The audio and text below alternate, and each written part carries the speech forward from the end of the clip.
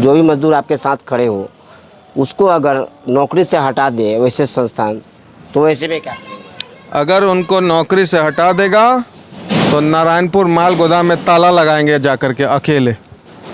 जो कामगार के हेड हैं, जिसको यहाँ पे सरदार बोला जाता है, उन्होंने जो उनके खून के पैसे का बंदरबाट किया है ना, जिसका आकलन आप कर नहीं सकते। जिन्होंने अपनी आप बीती बताया कि जब हमारे पति वहाँ काम कर रहे थे तो हमारा घर सुख शांति से चल रहा था। जब हमारे पति किसी दुर्घटना से, आकस्मिक मृत्यु दुर्घटना से उनकी हो गई, तो हमारे बच्चे एक शाम का भोजन के लिए भी तरसने लगे। तब मजबूरीवश हमें बेला इंडस्ट्री में जा कर के बैग फैक्ट्री में काम करना पड़ा।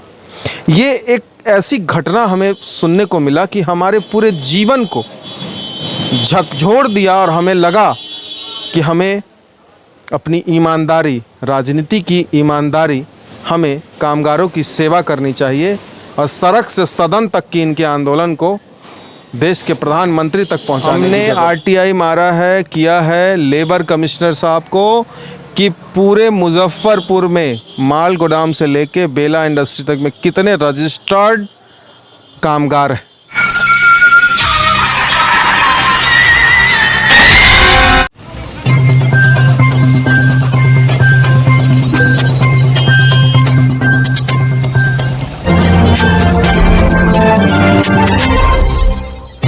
कानूनी तो 36 बरस से है, कानूनी तौर पे कुछ लिखा पढ़ी कुछ नहीं, यानी कर्मचारी नहीं है आप यहाँ के।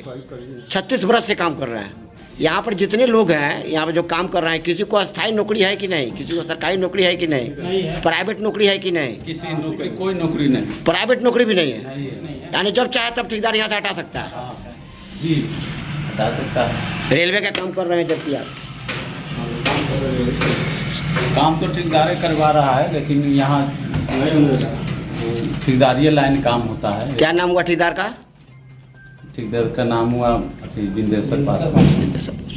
चलिए ठीक। नमस्कार, आप देख रहे हैं तिरहुत बिहार। आज हम जनहित के मुद्दे पर विस्तार पूर्वक चर्चा करेंगे। शेरपुर पंचायत, मुसहरी प्रखंड के शेरपुर पंचायत में हम बैठे हैं और यहाँ आसपास कई ऐसे संस्थाएं हैं जो केंद्र से जुड़ा हुआ है। नारायणपुर अनंत रेलवे माल गोदाम हो या IOCL हो या BPCL हो या फिर FCI हो, और यहाँ सैकड़ों की संख्या में बेला औद्योगिक फैक्ट्री भी हैं और कई सारे गोदाम है। सीमेंट का जो CNF है वहाँ पे भी सैकड़ों, यूँ कहें आसपास हजारों की संख्या में मजदूर मजदूरी करते हैं और वह सभी सुविधा से वंचित है। उदाहरण के स्वरूप नारायणपुर अनंत रेलवे माल गोदाम का ही दृश्य देखेंगे तो आप चौंक जाएंगे कि वहाँ अरबों करोड़ों रुपया का व्यापार होने के पश्चात भी वहाँ किसी भी तरह का कोई सुविधा नहीं दिया गया है। इन सभी सारे विषयों पर चर्चा करने के लिए हमारे बीच क्रांतिकारी नंदन कुमार झा शेरपुर पंचायत के सरपंच है, जो पहचान के मोहताज नहीं हैं। उन्होंने कई सारे कार्य ऐसे किए हैं जो उदाहरण के तौर पे पंचायतवासी व जिलावासी बिल्कुल उनको जान रहे हैं। वैसे जनप्रतिनिधि से आज हम विस्तार पूर्वक चर्चा करेंगे, क्योंकि इनके पंचायत में ही नारायणपुर रेलवे माल गोदाम है और FCI, IOCL, BPCL। हम चर्चा करेंगे कि आखिर मजदूर आज़ाद देश में आखिर मजदूर विवश क्यों? आज़ाद देश में मजदूर विवश क्यों? आज़ाद देश में मजदूर विवश नहीं है।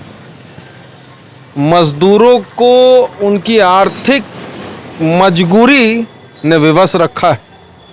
सरकार का मानदेय सभी मजदूरों को बराबर मिलता है, लेकिन जो कॉन्ट्रैक्टर हैं, जो कामगार के हेड हैं, जिसको यहाँ पे सरदार बोला जाता है, उन्होंने जो उनके खून के पैसे का बंदरबाट किया है ना, जिसका आकलन आप कर नहीं सकते और हम ब्रीफ नहीं कर सकते।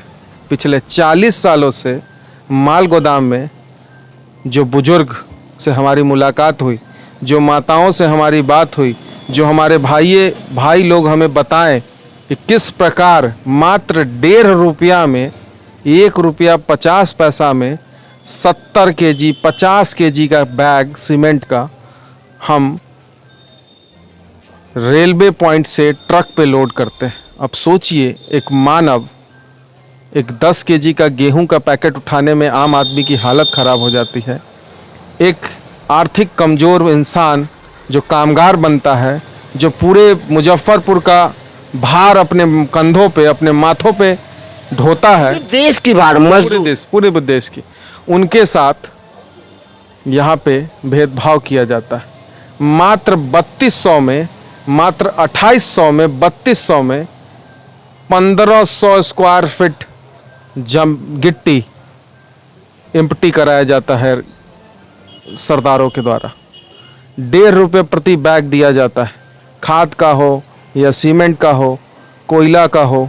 इस तरीके से इनके साथ भेदभाव किया जाता है। सरकार की श्रम मंत्रालय का रेट कुछ और है और यहाँ पे इनको कुछ और मिल रहा है। कामगारों से जब हमारी बात हुई तो उनकी पीड़ा को जब हमने सुना तो हमें लगा कि अगर हमारी सच्ची राजनीति और सच्ची भक्ति है तो हमें इनकी मदद करनी चाहिए और इनकी आवाज़ को हम अपनी आवाज़ बना करके सरकार तक पहुंचाएंगे और जो ऐसे गंदे काम कर रहे हैं उन सरदारों की सरदारी खत्म होगी। रेलवे जैसे संस्थान में इस तरह का कार्य 40 वर्षों से मजदूर वंचित, व्यापारी वंचित, कोई सुविधा नहीं पानी पीने को, नहीं शौचालय और नहीं खाने पीने की जो व्यवस्था होता है, कैंटीन, यानी किसी भी तरह का कोई व्यवस्था नहीं है, वो भी रेलवे जैसे कैंपस में दिन दहाड़े। रेलवे कैंपस में आप जाएंगे नारायणपुर माल गोदाम में तो एक भी आपको कामगारों के लिए टॉयलेट बाथरूम नहीं मिलेगा। सबसे पहली कमी जो है ये है। और कामगारों के बैठने के लिए व्यवस्था नहीं है, वो शेड के नीचे बैठते हैं और 32 डिग्री 42 डिग्री के गर्मी में इंसान शेड के नीचे बैठता है और वहाँ के जो अधिकारी हैं वो एसी में बैठते हैं। आपका एसी अधिकार है तो ये भी भारत पुत्र हैं, इनको भी एसी में बैठने के अधिकार है, इनको भी पंखा में बैठने का अधिकार है। और करोड़ों का बिजनेस ये करके देते हैं, डीसी लगने नहीं देते हैं व्यापारियों का। और किसी व्यापारी ने भी कभी नहीं सोचा कि कामगारों के लिए भी कुछ किया जाए। और व्यापारी वर्ग भी वंचित है, उनके भी बैठने के लिए कुछ नहीं है, ना ही उनके बैठने के लिए है, ना लेबरों के बैठने के लिए है, ना उनका कैंटीन है, ना इनका कैंटीन है, ना पीएफ लेबर को कट रहा है, ना ही चिकित्सा से कोई जुड़ा हुआ व्यवस्था है, ना बीमा है, बीमा भी नहीं है। एक ऐसी महिला से हमारी मुलाकात हुई जिन्होंने अपनी आप बीती बताया कि जब हमारे पति वहाँ काम कर रहे थे तो हमारा घर सुख शांति से चल रहा था। जब हमारे पति किसी दुर्घटना से, आकस्मिक मृत्यु दुर्घटना से उनकी हो गई तो हमारे बच्चे एक शाम का भोजन के लिए भी तरसने लगे। तब मजबूरीवश हमें बेला इंडस्ट्री में जा कर के बैग फैक्ट्री में काम करना पड़ा। ये एक ऐसी घटना हमें सुनने को मिला कि हमारे पूरे जीवन को झकझोर दिया और हमें लगा कि हमें अपनी ईमानदारी, राजनीति की ईमानदारी, हमें कामगारों की सेवा करनी चाहिए और सड़क से सदन तक की इनके आंदोलन को देश के प्रधानमंत्री तक पहुंचाने की जरूरत है। इस सुविधा से वंचित का जिम्मेवार कौन? क्योंकि आप देख रहे हैं कि रेलवे के जीआरएम, डीआरएम जो भी पदाधिकारी है वो भी प्रति वर्ष कभी न का आ ही जाते हैं।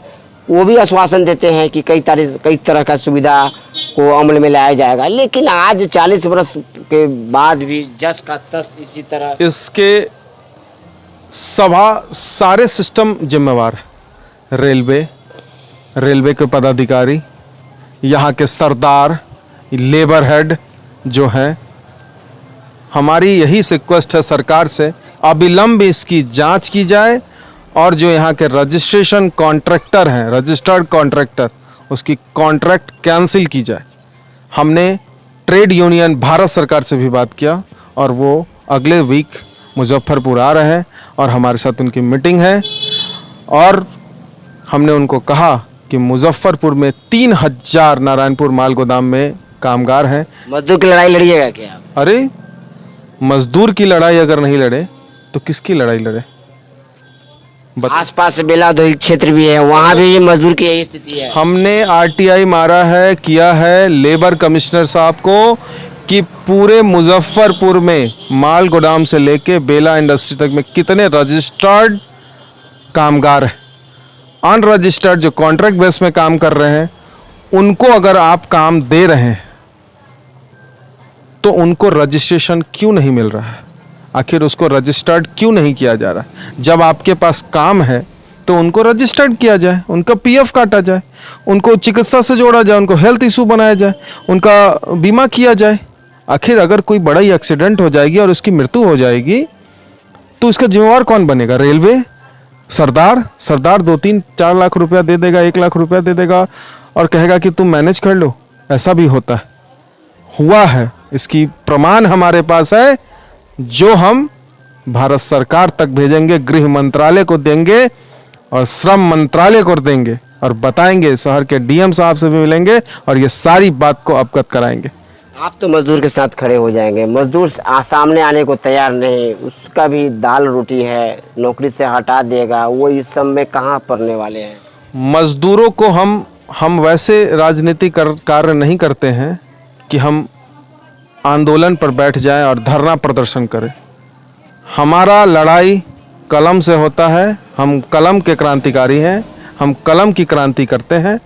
हमने इतना जो भी लड़ाई किया कलम से किया और हम जिस समय ज़रूरत पड़ेगी कामगारों की तब हम उनको लेके आएंगे। लेकिन अभी डरने की ज़रूरत नहीं है कामगारों को, कामगार रिलैक्स रहें। उनके साथ कोई भी अगर भेदभाव आज डेट आप बता सकते हैं, आज डेट से अगर होता है तो हम लोग सड़क से सदन तक आंदोलन करेंगे, आंदोलन पर बैठेंगे, अनशन पर बैठेंगे।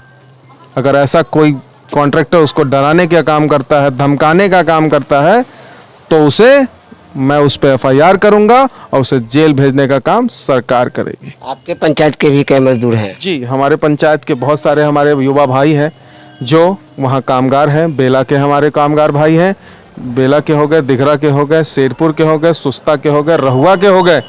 7-8 पंचायत की जनता आती है यहाँ काम करने के लिए और मैं उनकी सेवा करने के लिए निकला हूँ और मैं उनके अधिकार के लिए लड़ूंगा और उनका अधिकार उनको दिलवा के रहूंगा।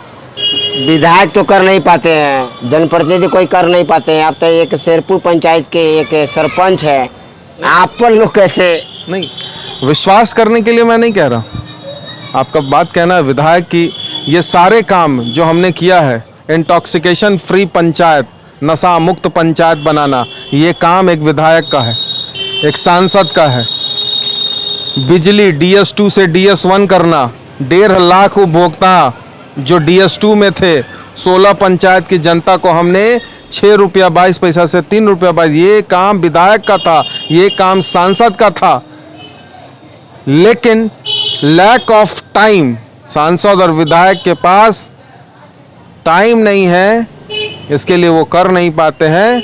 और आपको मैं बताऊं कि 2019 में मैं पूर्व में सांसद का भी चुनाव लड़ा था और हमारे पास वो सारी क्वालिफिकेशन, वो सारी क्वालिटी लोकतंत्र की मंदिर में बैठने का रखते हैं। हमारा क्वालिफिकेशन MBA है इन मार्केटिंग से हमने MBA किया ये, और लोकतंत्र के मंदिर में बैठने का जो पैरामीटर है वो सब पैरामीटर हम रखते हैं। एक आखिरी सवाल आपसे, कई सारी संस्थाएं, केंद्र की संस्था है, बेला औद्योगिक क्षेत्र भी है, आप देखते हुए अगर डस्ट, यहाँ पे डस्ट यूँ कहें पर्यावरण की पर विशेष फोकस नहीं किया गया है। यहाँ पे जिस अनुरूप यहाँ गंदगी देखने को या डस्ट देखने को मिल रहा है, उस अनुरूप पर्यावरण पर ध्यान नहीं दिया जा रहा है, कैसे देखते हैं? हमने NGT को भी पत्र लिखा है, अभी रेलवे से हमारे पास चिट्ठी भी आया था, हमने कुछ दिन पहले लगाया भी था। NGT से हमने बात भी की है, उनको रिटर्न में कंप्लेन भी किया है कि इतना बड़ा औद्योगिक क्षेत्र है, यहाँ पे प्लांटेशन की ज़रूरत है, प्लांट लगाया जाए। और 30 तारीख को जो वृक्षारोपण दिवस है शायद, उस दिन हम लोग पंचायत स्तर पर पेड़ लगाने का भी काम कर रहे हैं और रेलवे से रिक्वेस्ट करते हैं पेड़ लगाया जाए। सनशाइन स्कूल को भी कहा हमने, FCI को भी कहा, FCI में तो काफ़ी पेड़ है लेकिन और भी लगाने की ज़रूरत है। IUCL को भी हमने कहा पेड़ पौधा लगाइए, जल जीवन हरियाली करनी चाहिए।